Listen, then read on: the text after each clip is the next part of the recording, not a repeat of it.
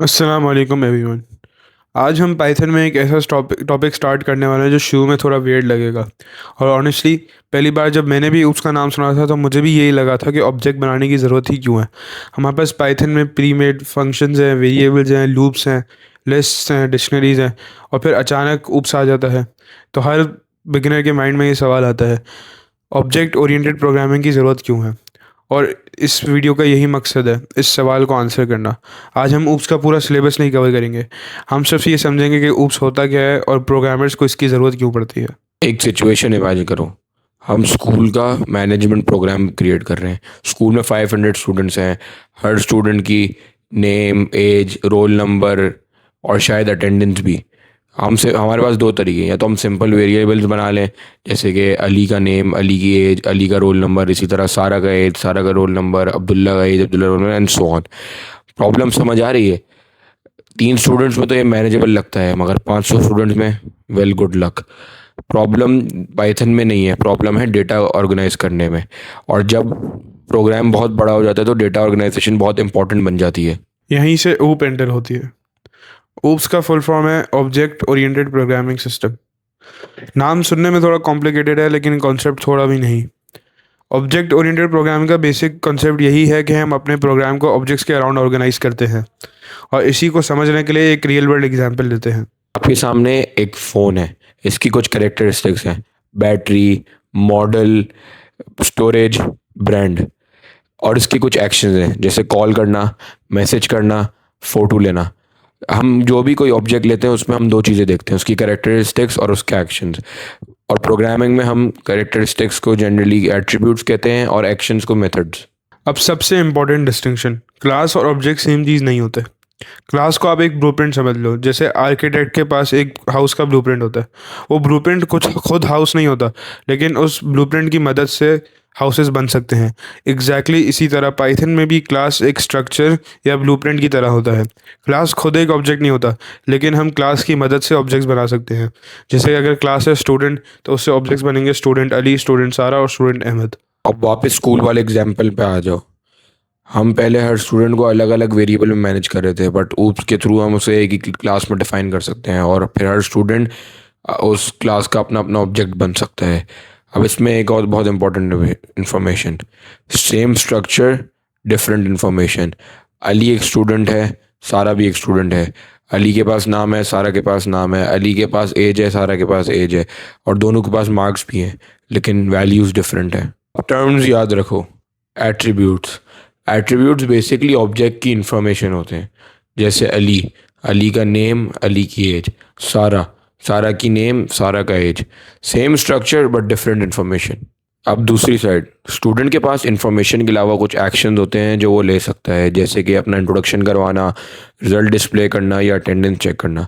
Programming के अंदर भी ऐसे फंक्शंस को मेथड्स कहा जाता है। अब 3 इंपॉर्टेंट वर्ड्स: क्लास, ऑब्जेक्ट और blueprint. Actual thing created from that blueprint is method, जो कि होता है ऑब्जेक्ट का एक्शन। एक बहुत ऑब्वियस क्वेश्चन: ये सब रियल प्रोग्रामिंग में कब यूज़फुल होता है?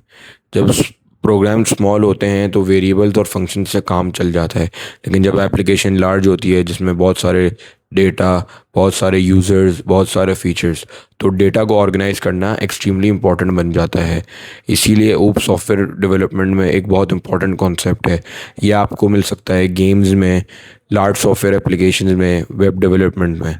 और सिर्फ ये पाइथन में यूज़ नहीं होता, बल्कि मल्टीपल प्रोग्रामिंग लैंग्वेजेस में ओप्स यूज़ होता है। लेकिन एक वार्निंग: आज आपको ओप की सारी टर्मिनोलॉजीज याद नहीं करनी, बल्कि आपको सिर्फ ये 4 चीज़ें याद रखनी है: class is equals to blueprint, object is equals to actual thing, method is equals to action, और attribute is equals to information. अगर ये 4 चीज़ समझ आ गई तो आज की वीडियो सक्सेसफुल हुई। अब पाइथन में थ्योरी कैसे काम करती है देखते हैं। कोई कॉम्प्लिकेटेड कोड नहीं बनाएंगे, बल्कि एक सिंपल सी स्टूडेंट क्लास से प्रैक्टिकली हमारे कॉन्सेप्ट को कनेक्ट करेंगे। तो इधर मैंने अपने पास एक नई फाइल खोली है और सबसे पहले हमें क्लास बनाता हूँ। Class student class. अच्छा, अब ये याद रखेगा कि हमेशा क्लास का पहले लेटर कैपिटल होना चाहिए। इसको रन करते हैं तो process finish with exit code 0, मतलब ये चल गया। अब हम इसी क्लास में हम दो ऑब्जेक्ट्स बनाते हैं। मतलब बेसिकली हमारा ब्लूप्रिंट रेडी हो गया। अभी हमने ऑब्जेक्ट नहीं बनाया, तो मैं ऐसे कर देता हूँ student one equals to student, ये कर देता हूँ। मैं कर देता हूँ student, sorry, student two equals to student. तो इधर अब मैंने क्या कर लिया, स्टूडेंट वन और स्टूडेंट टू, इस ब्लूप्रिंट पे दो ऑब्जेक्ट्स बना लिए, स्टूडेंट वन और स्टूडेंट टू। अब हम एक्चुअली एट्रीब्यूट्स ऐड करते हैं। अच्छा, इधर मैं देखता हूँ स्टूडेंट वन डॉट नेम, और इधर मैं डालता हूँ अली। नेक्स्ट मैं इसी को कॉपी कर लेता हूँ, कंट्रोल सी, कंट्रोल वी। इसकी जगह स्टूडेंट वन डॉट नेम की जगह मैं कर देता हूँ इसको एज, और इधर मैं लिख देता हूँ 18। अच्छा, और इसको इधर कर देते हैं, इधर तक ही रखते हैं। अच्छा, बल्कि हम स्टूडेंट टू को भी नेम दे देते हैं, स्टूडेंट टू का नेम दे देते हैं बॉब, स्टूडेंट टू एज दे देते हैं स्टूडेंट टू डॉट एज, 19 की जगह हम इसके कर देते हैं 21। तो अब हमने दोनों ऑब्जेक्ट्स को कुछ इंफॉर्मेशन दे दी। स्ट्रक्चर सेम रखा है, नेम और एज, नेम और एज, लेकिन हमने ब्लू प्रिंट पे दो ऑब्जेक्ट्स बना दिए, उनको एट्रीब्यूट्स दे दिए। तो अब हम इस इंफॉर्मेशन को प्रिंट करवा लेते हैं, student one dot name print कर लेते हैं, और फिर हम स्टूडेंट वन डॉट एज नहीं, student to dot name print को, स्टूडेंट टू डॉट नेम, इसको हम कंप्लीट करते हैं। अच्छा, अब इसको रन करते हैं, तो इधर स्टूडेंट नेम्स आ गए। अब ये तो सब बेसिक काम है, ये तो हम ऑलरेडी कर चुके हैं। अब बनाते हैं मेथड। इसको हम चेंज कर देते हैं डिफ इंट्रोड्यूस सेल्फ। एक सेकंड, इसको मैं बैक स्पेस करता हूँ, इंट्रोड्यूस सेल्फ। अच्छा, तो इधर मैंने बता दिया है कि आपने नाम को इंट्रोड्यूस करना है। आई प्रिंट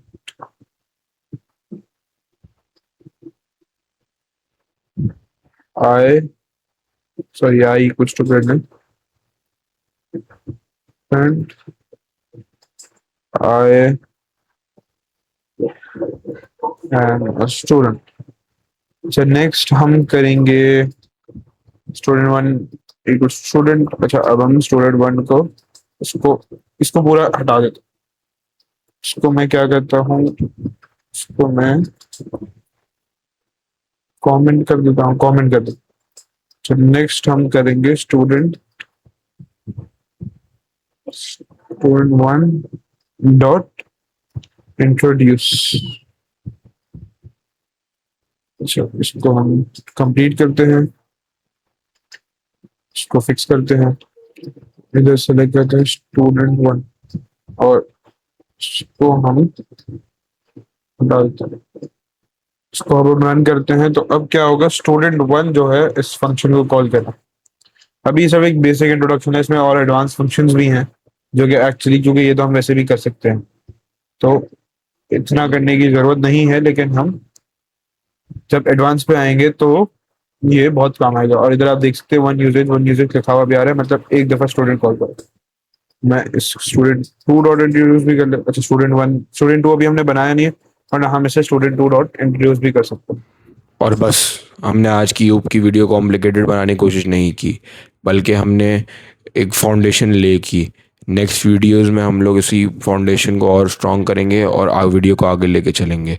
जैसे जैसे प्लेलिस्ट आगे जाती जाएगी, उतना उसका कॉन्सेप्ट ग्रेजुअली आपके लिए इजी बनेगा। थोड़ा सा आज अनफेमिलियर लग रहा होगा, लेकिन वो बिल्कुल नॉर्मल है। वीडियो हेल्पफुल लगी हो तो लाइक शेयर सब्सक्राइब ज़रूर कीजिएगा।